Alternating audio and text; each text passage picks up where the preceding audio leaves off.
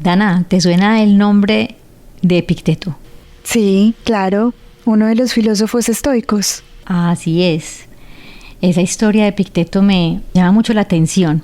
¿Te cuento un poquito? Por favor, claro. Si estoy que me hablo. Epicteto nace en el año 55 después de Cristo y nace en la zona que conocemos como Turquía. Y muy niño se lo llevan esclavizado para Roma y vive su vida como esclavo. Y no solamente pues terrible no tener su libertad, sino que le toca un amo bastante brutal. Aquellas personas despiadadas. De hecho hay una historia que cuenta que le rompió las piernas, es decir, pasó muchas penurias. Y una lucecita que encontró fue en el aprendizaje de la filosofía. Quería saber, leer, aprender de filosofía y se le permitió. Y dentro de sus terribles circunstancias, pues esta fue como una de sus salidas, al punto que pasó de ser un esclavo a ser el máximo exponente, uno de los máximos exponentes de la escuela estoica, un misionero, un divulgador, pues tanto así que hasta Marco Aurelio, el emperador Marco Aurelio lo siguió. Imagínate el cambio de esclavo a estoico. Y no solo estoico, sino a ser como el que le hablaba al oído a Marco Aurelio. Eso es pasar de un extremo a otro. Eso es ser resiliente. Eso es aprender a través de esos contrastes tan extremos. ¿Qué tal si en este episodio hablamos de resiliencia 2.0? Todos buscamos la felicidad, pero a veces es esquiva y no sabemos cómo encontrarla. La buena noticia es que tú puedes aprender a ser feliz. Las profes de la felicidad te contarán cómo. Con ustedes, Dana Benarroch y Katy Cuartas, las profes de la felicidad.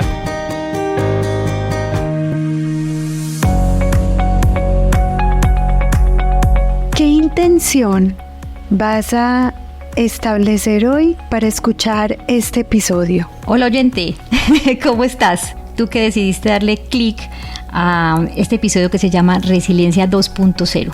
Y hola Dana. Hola Katy, ¿cómo estás? Emocionadísima, ilusionada de compartir este tema fundamental que es la resiliencia 2.0. ¿Y por qué 2.0? Eso es lo bueno, eso es lo que vamos a explicar hoy, porque pues de una vez digámoslo Katy, dentro de los estudios del campo de estudios de felicidad, pues está muy nombrado y después de la pandemia sí que más el término resiliencia. Y así como muchas otras palabras de tanto usarse van hasta perdiendo su encanto, perdiendo realmente su definición poderosa. Y pues al punto que acuérdate de lo que nos dijo aquella persona de recursos humanos en una empresa que estaba hasta la coronilla de ser una empresa resiliente y que estaba pues que les sabía muy maluco ya eso de ser una empresa resiliente, porque se va malgastando mucho ese tema. Y el campo de estudios de la felicidad nos trae un nuevo término que no es nuevo, la verdad. Viene del profesor Nassim Taleb en su libro Antifragilidad. Y es ese mismo término, antifragilidad. Es lo que nosotros estamos hoy denominando resiliencia 2.0. Porque la que conocemos, ¿cuál es? La resiliencia 1.0, ¿cuál es? La que conocemos. El aguante, el resistir, la resistencia más bien. Exacto, el volver, es decir, caerse por algún golpe de la vida, alguna circunstancia dolorosa y volver igual al estado anterior, al que estábamos antes de ese golpe de la vida. Es como con una pelota rebota, ¿no? Como viene precisamente de las propiedades de la mecánica del caucho, de que cuando presionado por algo, el caucho vuelve a su estado natural. Eso es resiliencia, se recupera. Eso es resiliencia 1.0. Y entonces, ¿qué es resiliencia 2.0? Claro, la resiliencia entonces, para cerrar ese término que se ha malgastado, como tú dices, no quiere decir que no sea bueno, al contrario, muy muy bueno, y es, sucede algo y yo tengo la capacidad de recuperarme. Pierdo el trabajo, un divorcio, un diagnóstico, una terrible enfermedad, cualquier situación, una quiebra de una empresa, y sucede esto y yo tengo la capacidad de recuperarme de aquel golpe, ¿no? Eso es lo que llamamos entonces la resiliencia, hasta que vienen todas estas personas, como tú lo dices, a decirnos de la resiliencia 2.0, que como bien el nombre lo dice, entonces sería como un puntito plus de la resiliencia, es decir, la resiliencia está muy bien y el 2.0 es como esa actualización, ¿no? Como algo un poquito mejor. ¿Qué quiere decir?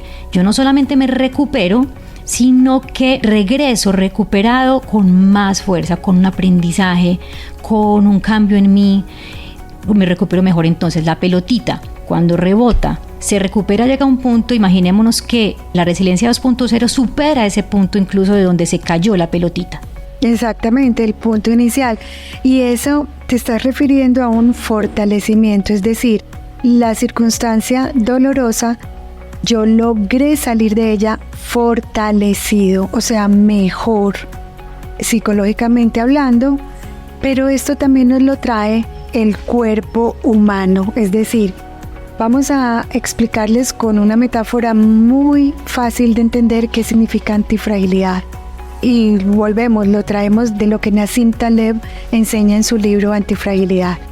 Y es el cuerpo humano, los músculos para fortalecerse, pues levantan pesas. Entonces, ¿qué hacen? A través del estrés, a través de una resistencia constante, pero con descansos, ¿sí? Porque si todos los días vamos al gimnasio a fortalecer el bíceps, todos los días lo que hacemos es lastimarlo. Es con descansos, esa resistencia, lo que logramos es que el músculo se haga más fuerte y más grande. Psicológicamente es lo mismo, pero ¿cuál es el punto que nos hace psicológicamente más fuertes? El aprendizaje. Entonces, con esta analogía que tú dices, si vamos entendiendo bien, es que podemos entonces entrenarnos para ser antifrágiles, entrenarnos para esa resiliencia 2.0. ¿Y cómo? Por ejemplo, vamos soltando ideas, porque suena bien, ¿no? Yo creo que todos quisiéramos recuperarnos de una caída y aún quedar mejor. ¿Cómo nos entrenamos? Mira, hay algo muy bonito e importante que decir, y es que es naturaleza humana. Así como el músculo, dentro de nuestra naturaleza fisiológica está la capacidad de engrosar el músculo a través de la resistencia y el estrés, psicológicamente también. Así como de naturaleza somos empáticos, de naturaleza somos compasivos, de naturaleza tenemos tantas cosas, pero hay que entrenarlos, porque también depende de la educación y depende del entorno cultural, podemos terminar siendo adultos menos empáticos, menos compasivos, ¿cierto? Menos resilientes. Entonces, claro que requiere una educación y un entrenamiento. Es naturaleza, pero requiere entrenamiento. Buenísimo, entonces, si es una propiedad que tenemos, yo quisiera recordar aquí algo que aprendí, me ha ayudado muchísimo a mí, no solamente a nivel como mamá, sino cuando acompaño a otras mamás. Entonces, si estamos hablando que esto es una propiedad que tenemos y que podemos entrenar, se me viene a la memoria algo que yo aprendí, no solamente como mamá, sino también en el acompañamiento que tú sabes que hago a mamás y a papás que están recibiendo o están conviviendo con un diagnóstico como el autismo o con un déficit de atención. Y esto a veces nos lleva a ser sobreprotectores, porque nos da muchísimo miedo que sufran. Y cuando yo acompaño a estos papás, una de las características que traen y que trabajamos bastante es crean en ellos que ellos van a poder y hasta donde se les debe permitir pues ese entrenamiento para que esa propiedad que se tiene pueda desarrollarse. Eso nos pasa no solamente con situaciones específicas con estos diagnósticos, sino a los papás en general. Entonces, una de las formas de nosotros permitir que esa propiedad se desarrolle es no sobreproteger a un niño, es no a toda costa tratar de que no sufra, es resolverle anticipadamente un problema. ¿Por qué? Porque cuando ese niño va creciendo y no ha fortalecido esa capacidad de resiliencia, pues va a ser más difícil que se recupere de cualquier golpe, de cualquier decepción, de cualquier dificultad. Sí, es Katy, aquí seguimos tejiendo, como te decía yo la sesión pasada, el episodio pasado. Aquí entramos otra vez al punto de la importancia de las emociones no placenteras dentro del campo de la felicidad. O sea, ¿cuál es la función de las emociones no placenteras en el crecimiento de un ser humano? Fortalecernos. justamente desarrollar la natural capacidad de resiliencia y de antifragilidad. Miren lo importante, y le tenemos miedo, es uno de los mitos, ¿no? Le tenemos miedo a las emociones no placenteras, miedo al miedo, ¿cierto? Miedo al sufrir, qué pecado del niño, qué pecado, ¿cierto? Y entonces tratamos de evitar, y hoy en día se habla de la generación blandita, precisamente con ese nombre, de estos nuevos, pues, o jóvenes empleados, ¿sí?, que tienen una bajita resistencia a la frustración y con cualquier cosa renuncian, con cualquier cosa se divorcian. Es decir, es una bajita tolerancia a la frustración debido a esa falta de entrenamiento en el sufrimiento. Es como el sistema inmune, ¿cómo lo desarrollamos? ¿Cierto? Pues exponiéndonos a lo que el ambiente tiene, y entonces yo voy creando unas defensas ante esto. Si yo no estoy enfrentándome a absolutamente nada en la vida, sino que estoy en una burbujita, no voy a tener las herramientas, no tengo la capacidad, no tengo ni idea de cómo enfrentar nada. Entonces muchísimas veces volvemos a lo mismo, de tratar de hacer algo con mucho amor y muy bonito, podemos estar haciendo también mucho daño. Y esto pasa a nivel hijos, a nivel familia en general, en las relaciones, en las empresas. Hay empresas que no tienen antifragilidad porque quieren proteger ese entorno, incluso de crecer o de innovar por proteger, porque creen que no van a poder con una dificultad que puede llegar o con un cambio. Y es lo contrario, entre más estoy ahí, entre más fallos tengo, más aprendo. Las dos hemos hablado muchísimas veces de estas empresas donde se aplaude, como en Silicon Valley, por ejemplo, que se aplauden los fallos, se aplaude la gente que haya fracasado por la sencilla razón de que si fracasaste quiere decir que aprendiste. Mira, cuando hablamos que alguien tiene experiencia, ¿qué queremos decir? La experiencia, ¿cómo es? Me dice, no, ya tiene mucha experiencia, pero porque ya intentó, falló, volvió a intentar y puede que haya conseguido ya recuperarse de ahí. Esa es la importancia de fallar, de permitirnos fallar y de querer el fallo. Saber que de un fallo nos levantamos, como dicen, el que no ha fallado es porque no lo ha intentado. Tal cual. Entonces ahí entraste en el permiso para ser humanos, tan importante desde niños y tan importante en los entornos laborales, en los entornos organizacionales, que hace parte crucial de los equipos de alto desempeño, esa seguridad psicológica en donde yo confío en mi equipo, confío en mi familia, confío en mis amigos, ¿cierto? Confío en mi clase de estudiantes en el colegio o en la universidad, en donde hay una seguridad psicológica para yo equivocarme, para yo hablar bobadas, para yo dar ideas tontas, para yo demostrar que perdí el hilo de la clase y pregunté lo que ya habían preguntado, para yo hacer una pregunta que demuestre que soy un poco bruto porque no entendí lo que era tan obvio. Pues tantas cosas, ¿cierto?, que nos prevenimos de parecer, y entonces es tan importante generar esos entornos psicológicamente seguros donde hay permiso para ser humanos, o sea, para expresar todas las emociones, y permiso para fallar y equivocarme. Eso hace parte de la mentalidad de crecimiento que está anclada. A ver, hagamos aquí un enlace con un tema importante. Estamos hablando de resiliencia. Y cuando hablamos de resiliencia, para los psicólogos inmediatamente se viene el trastorno de estrés postraumático, ¿sí? Sí, correcto, el trastorno de estrés postraumático.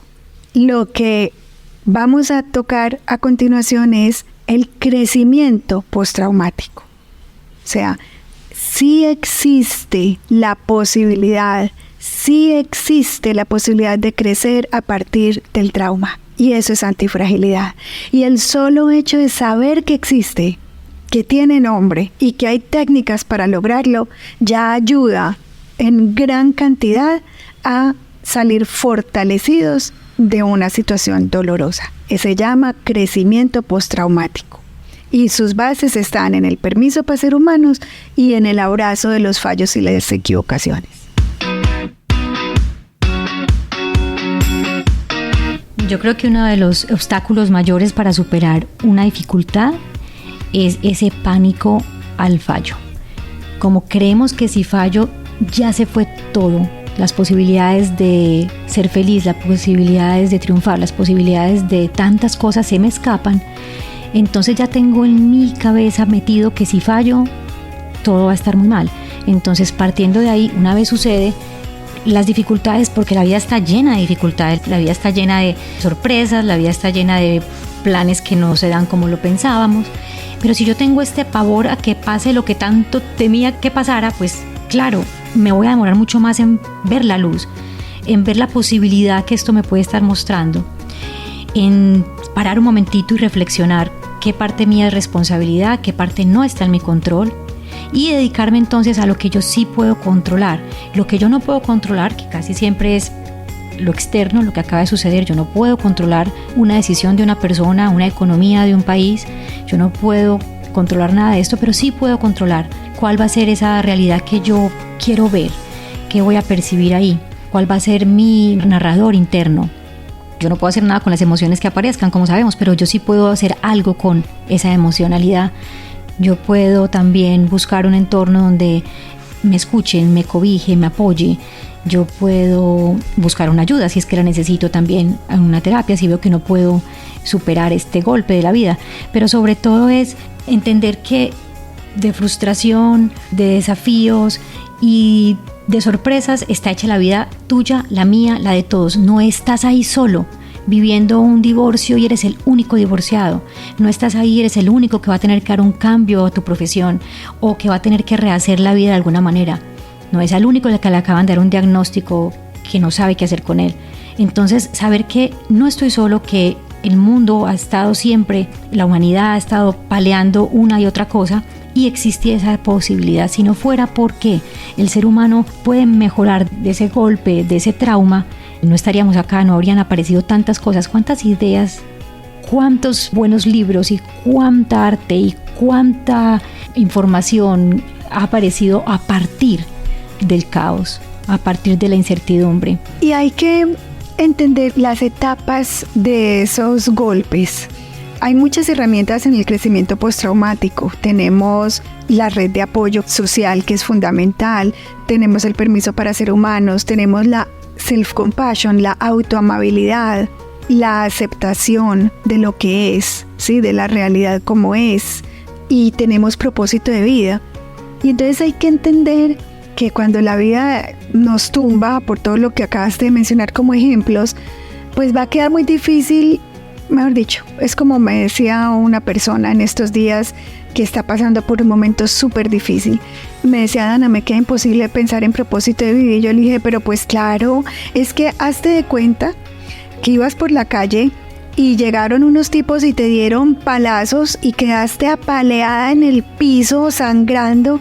Decime quién va a pensar en propósito de vida para levantarse así. Nadie. O sea, lo único que tenés que hacer en ese momento es más o menos quedarte quieta, irte para tu casa, reposar y sanar todas esas heridas.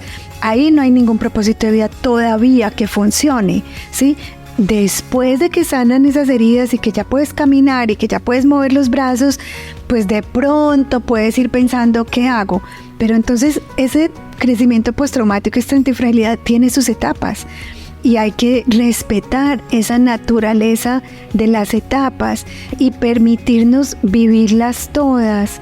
Hay una diferencia, Katy, entre dolor y sufrimiento.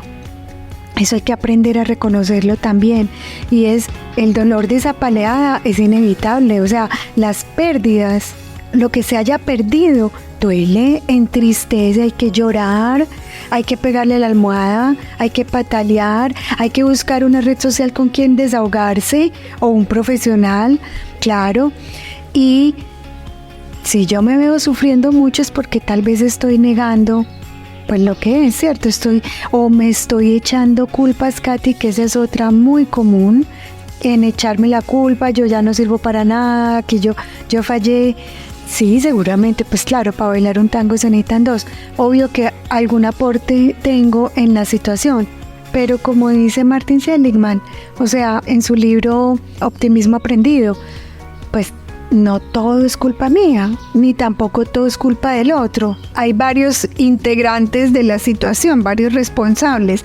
Entonces es ver que no todo es culpa mía, ver que no me va a invadir toda la vida, todas las áreas de la vida. Algo tiene que estar funcionando, como dice la psicología positiva.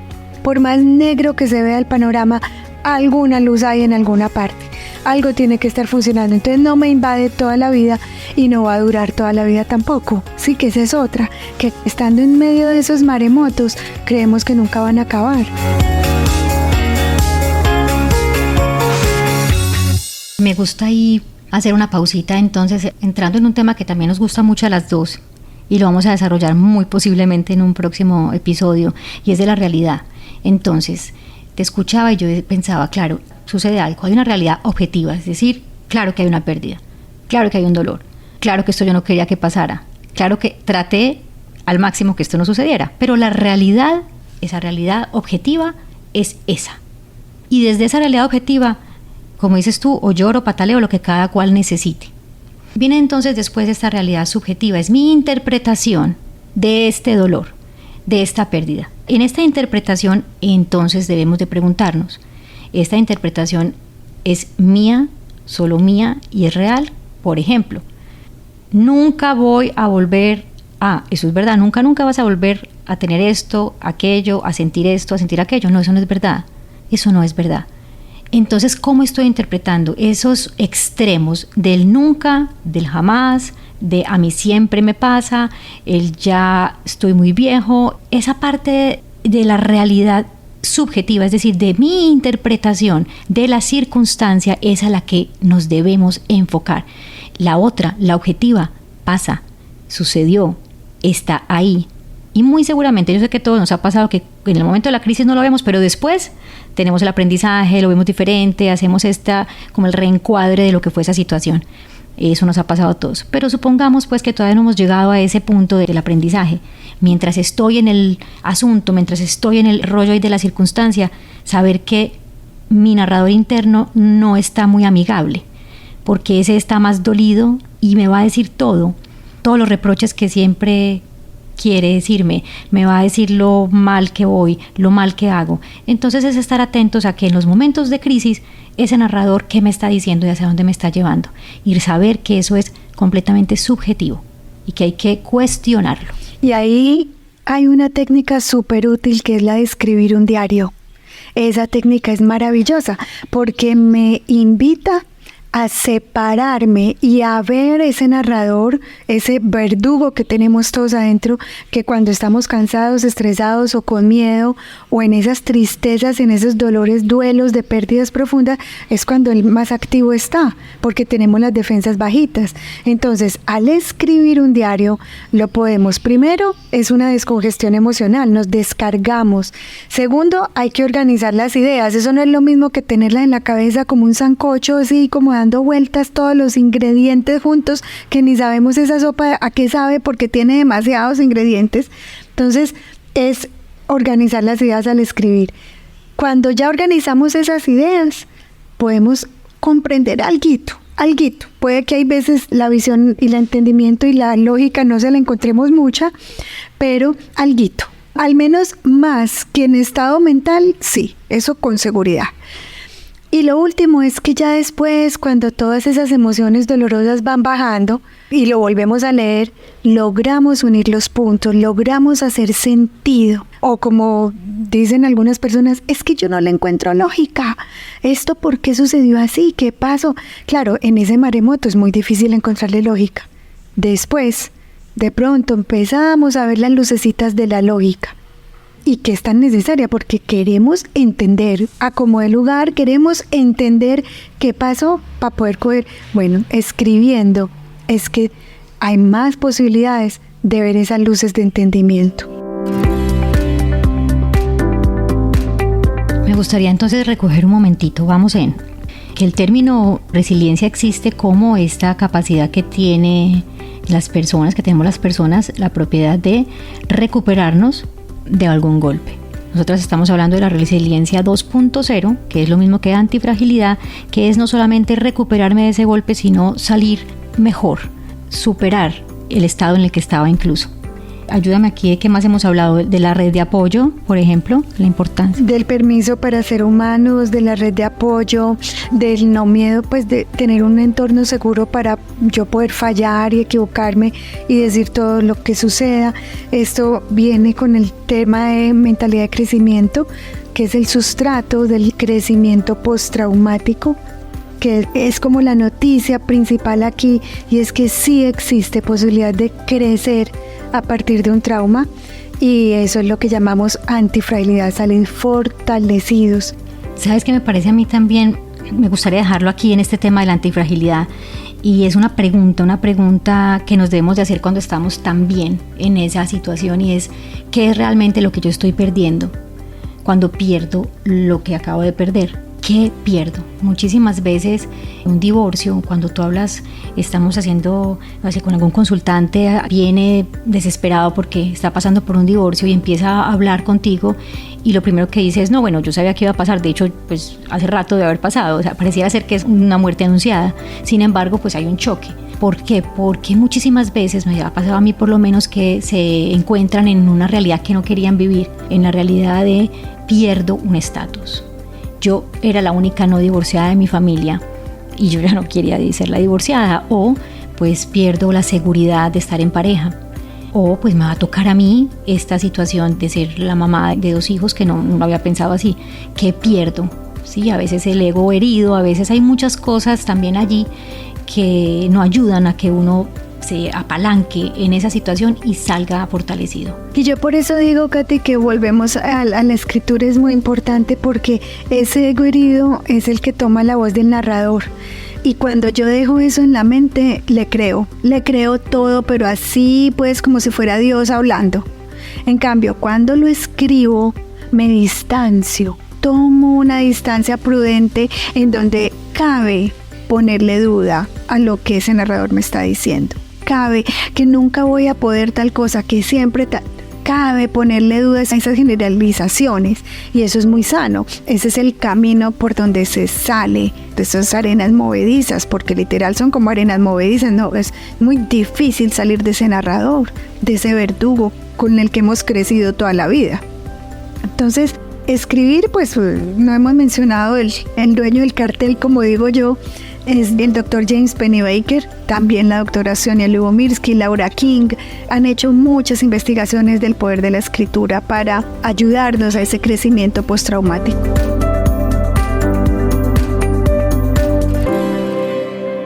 Cuando hablamos de diario, se habla pues de cualquier escritura, es decir, no hay que imaginarse el diario que a veces teníamos las niñas con candadito, no necesariamente ese, pero sí viene de esa escritura del día a día, esa escritura que donde es el único momento donde estoy realmente en el momento presente, porque tengo que estar coordinando lo que estoy pensando con lo que estoy escribiendo, así que son momentos de estar ahí ahora, ahí en ese instante.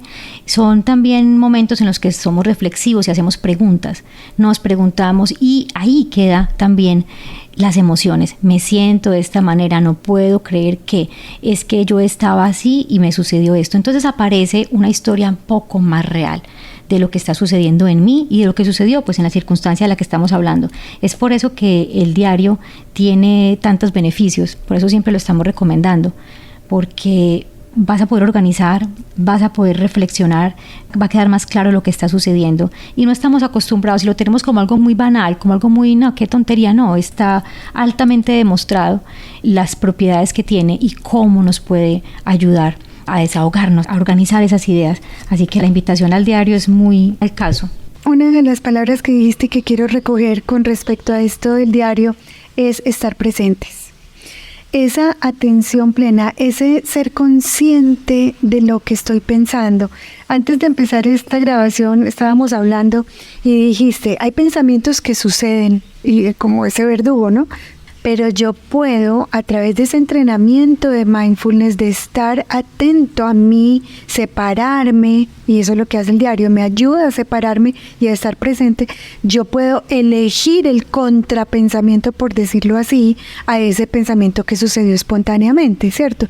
Entonces, ese entrenamiento de atención plena, de estar presente, en una actitud de curiosidad amigable, en una actitud de self-compassion, de bondad conmigo, de no darme tan duro, tanto látigo, de no ser tan crítico, tan juez y tan verdugo conmigo mismo, sino de ser más compasivo, de darme más el permiso para ser humano, de saber que no soy el mal bobo, el mal loco, el único en el mundo, de, como dijiste hace un rato, de que hay millones de personas pasando por lo mismo que yo. Entonces, ese diario nos lleva a ese estado de atención plena, de distancia, de poder ver qué es lo que estoy pensando y elegir qué quiero hacer con lo que estoy sintiendo y qué quiero hacer con lo que estoy pensando. Es importante saber que cuando las cosas que nos suceden, no nos están determinando la vida. Y a veces lo pensamos así, y esa es otra de las razones por la que es muy difícil levantarnos de las caídas. En el libro de Los patitos feos, Boris Cyrulnik habla de la importancia de entender algo. Me parece fundamental esto, y lo voy a decir muy despacio, y es que un golpe que te da la vida es una herida que está en tu historia, no en tu destino. Y a mí eso me ha parecido fuerte, porque nosotros pensamos al revés, completamente al revés. Me sucedió esto y este es mi destino. No, esto que me sucede marca algo, marca un hito en la historia, en mi biografía. Lo que yo haga o no haga con esto no está marcado en mi destino, es libre albedrío. Entonces, yo sí puedo. Además de lo que hablabas de lo de los pensamientos, por eso me vino a la mente empatarlo con lo de los pensamientos, porque sí, lo estábamos hablando tú y yo, el pensamiento sucede, dicen, como sucede la digestión, sucede un pensamiento. Claro que sí, yo no necesariamente voy a controlar todo lo que pienso porque eso está ahí como en automático. Sin embargo, con un entrenamiento yo sí puedo más rápido darme cuenta el tipo de pensamientos que están surgiendo, que están apareciendo. Y esos pensamientos muchas veces son: ahora sí mi vida no tiene sentido, ahora sí yo de esto no puedo levantarme, como si una caída marcara para siempre mi vida. Por eso fue que lo quise empatar con Los patitos feos, con este libro que tiene es maravilloso. Me parece espectacular que hayas traído eso, Katy, porque ahí es donde entra el poder de la ciencia de la felicidad y de la psicología positiva. Porque si bien lo necesitamos muchísimas veces, la psicología tradicional en todas sus ramas, para entender y encontrarle la lógica, ¿no? Que necesitamos encontrarle la lógica a esos problemas o esos retos de la vida, la psicología positiva entra a complementar ese futuro, ¿sí? Ese ver posibilidades hacia adelante. Y como dicen las investigaciones de Barbara Fredrickson, las emociones, ella las llama positivas, sigamos llamándolas placenteras, son necesarias para la evolución humana, en tanto nos amplían la visión, tan literal, oftalmológicamente hablando, como imaginariamente hablando, y nos ayudan, nos propician a construir más. ¿Qué quiero construir? Mi nueva vida a partir de este hueco en el que caí. No, yo no me aguanto de hablar del embudo. Adelante. Hablemos del embudo, y el embudo es que ojalá nos estuvieran viendo, estoy haciendo con mis manos literalmente un embudo como lo conocemos y también uno inverso. Y es que cuando estamos sumidos en una dificultad, por naturaleza también, tenemos como ese embudo inverso, ¿no? Es que yo tengo que enfocarme mucho en resolver esto, entonces estoy como muy cerrado. Pero resulta que me estoy perdiendo de todas las posibilidades que pueden haber. Solamente cuando estoy en los estados de experimentar emociones placenteras puedo ampliar. Por eso es tan importante que aún y cuando estemos en una situación complicada, ver cómo puedo yo experimentar una emoción que para mí sea agradable. Salir y respirar profundamente, acariciar tu mascota, ir y comprarte unos ingredientes de algo que te guste, cocinarlos, si eso es lo que te gusta, llamar a un amigo.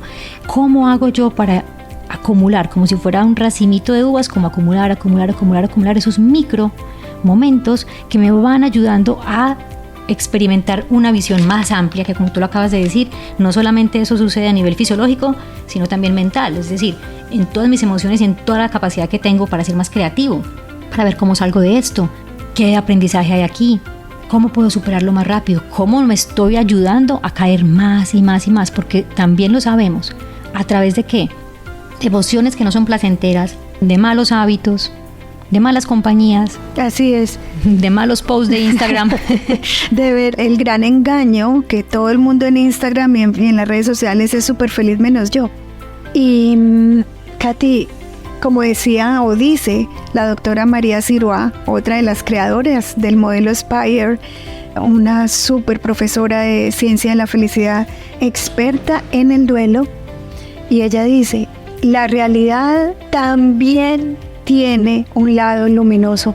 La realidad completa no es todo eso negro que te está pasando. Hay algo que está funcionando. Entonces es invitarnos, forzarnos a ver qué sí está funcionando en mi vida, aunque yo no tenga ganas porque tengo todas las emociones dolorosas activas, pero es que esa es parte de la tarea de la antifragilidad. Esa es parte de la tarea de levantarse. Me dieron un palazo en la calle. Mi tarea es de donde pueda tratar de levantarme. Entonces, psicológicamente hablando, es dirigir mi mirada a lo que sí funciona, hacer el diario, llevar técnicas de gratitud, acariciar la mascota, hacer ejercicio, así sea caminar simplemente. O sea, buscar las maneras de activar la química de las emociones placenteras para que me permitan respirar, porque es que también esos hoyos sofocan y se nos corta la respiración y como que no hay un día en paz y no hay un día en el que podamos respirar en paz. Entonces buscar, porque sí hay cosas que están funcionando en tu vida. Lo que pasa es que a veces no buscamos también, no dejemos esto por fuera, es esa resistencia. La resistencia a lo inevitable. Yo me resisto a aceptar esto que me pasó. Y como me resisto, tengo toda mi energía puesta en esa resistencia. En la negación, en no, esto no me pasó, esto seguramente va a cambiar, esto no debe ser así, esto no tiene lógica.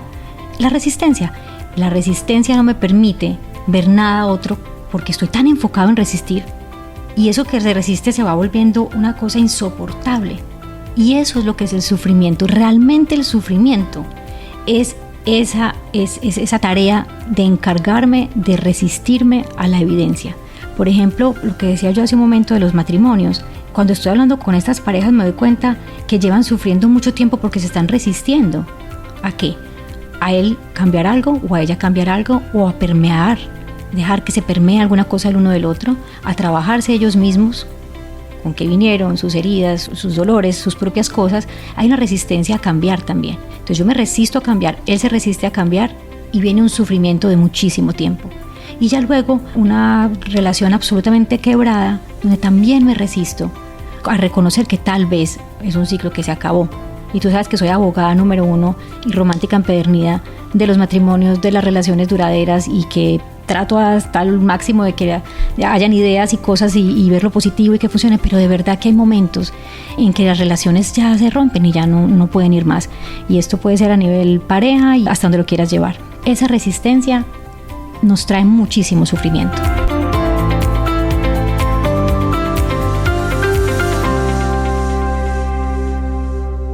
Ahí entras en un tema que ya en el próximo capítulo lo ampliaremos, y es el de la aceptación, Katy. O sea, ¿qué es lo contrario? Entonces, si no me resisto, ¿qué hago? Aceptar. Pero aceptar pues tiene mucha tela para cortar, y por eso hablo del próximo capítulo. Pero solamente aquí voy a decir algo. Esta es otra de las paradojas que trae el campo de estudios de felicidad, y es que creemos que cuando aceptamos perdemos el control, que cuando aceptamos estamos perdiendo la batalla, que cuando aceptamos nos estamos resignando, que cuando aceptamos... Muchas veces sucede justo lo contrario. Cuando nos entregamos, como dice Cartol, cuando nos rendimos, es el poder de la rendición, cuando nos rendimos y nos entregamos, es cuando vemos posibilidades, cuando la no paz se convierte en paz, cuando empezamos a ver, por fin, y a respirar, por fin. Como dice Byron Katie, voy a cerrar aquí este tema de aceptación en este capítulo, pues a menos de que tú quieras seguirlo, Katy, pero pues como es tan amplio, las dos frases de Byron Katie que son, que a mí con eso pues yo te digo que a mí mi vida cambió 180 grados. La primera es, cuando tú peleas con la realidad, solo pierdes el 100% de las veces. ¿Qué pierdes? Lo que acabaste de mencionar, Katy. Es esa fuerzas, energía, porque se me drena de tanto luchar contra la corriente, de tanto sufrir, quedo sin fuerzas para ver ni siquiera lo positivo, lo que funciona. Entonces pierdes el 100% de las veces. Y la otra frase es, que es más bien una pregunta, ¿cómo sabemos que lo que sucedió es lo único que debía, porque aquí entran los deberías, ¿no? Que debía haber sucedido? porque sucedió. O sea, un principio de realidad aplastante. ¿Por qué sucedió? Katy, ahí entran razones fisiológicas, de diseño cerebral literal, de genética, de cultura, de crecimiento, de traumas infantiles, de entornos, de cantidad de razones que pues era obvio que eso iba a suceder. O sea, si sucedió es porque todos los factores dieron ese producto. Entonces, eso para mí, por ahí va el tema de la aceptación. Se me ocurrió aquí que esta resiliencia 2.0 o antifragilidad todavía da para más. Yo creo que lo podríamos continuar en el que sigue, para que no se haga muy largo este. Yo quiero decir algo de la aceptación de todas maneras, pero no sé, ¿no te parece que podríamos continuar? Porque yo me quedo con muchas ganas de mucho tema. Para cerrar un poquito este tema de la aceptación. La aceptación no es aguantar. Eso que dejarlo marcadísimo, no es aguantar. Hay una aceptación, hay dos divisiones más bien de la no aceptación. Una es la no aceptación pasiva, no acepto de forma pasiva, y eso es lo que trae resistencia y resentimiento. Y hay una que es la no aceptación activa, que es la que trae rebeldía y resistencia. Son 4 R's y todas ellas son de no aceptación. Entonces, si yo estoy rebelde, es decir, no quiero soltar, si tengo resistencia, si tengo resignación, que es súper pasivo, bueno, lo que fue, o si tengo un profundo resentimiento, yo no estoy aceptando. Y esto es todo lo contrario a la antifragilidad. Yo creo que esto nos da para otro temita, para otro episodio. Claro que sí, pero ahora soy yo la que no quiero dejar un tema ahí, y es, me estoy imaginando a una persona en concreto, sin decir nombres, que estaría escuchando esto y entonces diría, ok, entonces esas 3 R, y entonces ¿qué sí es aceptación? Entonces, aceptación es abrazar, como se dice un término en constelaciones familiares que se dice tomar, es toma esa situación, por más dolorosa que sea, incorpórala en tu vida, abrázala en tu vida, es parte de tu vida y de tu historia. Y como dice el doctor Tal Ben-Shahar, no es que todo pase por bien, pero ciertamente podemos encontrar beneficios, sacarle algo bueno a lo doloroso que pasa. Eso es aceptación. Y en esa postura, en esa actitud, es que paradójicamente otra vez asumimos el control. Tomamos el control. Uy, Katy, estos son temas profundos, poderosos, delicados. Lo vamos a seguir en el próximo capítulo, pero dejemos 2 mensajes. ¿A ti qué te gustaría que fuera el mensaje central de hoy para alguien? Adivina, ¿qué crees que voy a dejar aquí? Vas a ver, vas a hacer cara de que, claro, yo tengo que hablar aquí del kintsugi, esa técnica japonesa que me gusta tanto porque une, pues hace ese puente entre 3 de mis pasiones, que es la espiritualidad, el comportamiento humano y el arte. Porque el kintsugi es una técnica japonesa que se trata de reparar objetos que se han roto, ¿sí? que se han roto, se quebraron, y con que se empatan, se vuelven a unir con laminilla de oro y resina. Pero, y lo bonito es que se debe ver, no es para esconder la grieta, es para resaltar la grieta. Y de hecho esas piezas de cerámica cobran mayor valor, son más valiosos. Entonces a mí me parece que esa metáfora es como una metáfora, este kintsugi es como una metáfora para la resiliencia humana, me parece a mí. Todos experimentamos dolores, esas rupturas, esta cantidad de grieticas que se nos van haciendo en la vida. Y si las llenamos de oro, y si las llenamos de todos estos valores que sí tenemos, de la fuerza interior, de lo que sí queremos hacer, y logramos salir adelante, y logramos ser antifrágiles. Y para mí es que va muy en línea con lo que acabas de decir, es ese tomar, es ese aceptar con humildad todo lo que pasó, para que desde la humildad esos hilos de oro brillen, porque es justo desde la humildad donde esas heridas están sirviéndome para mi crecimiento, para mi antifragilidad, para salir fortalecidos. Y esa humildad tiene todo que ver con lo que acaba de decir, de ese tomar. Tomo esta circunstancia y la incorporo y la abrazo. Soy vulnerable y lo celebro, como dice Brené Brown. Exactamente.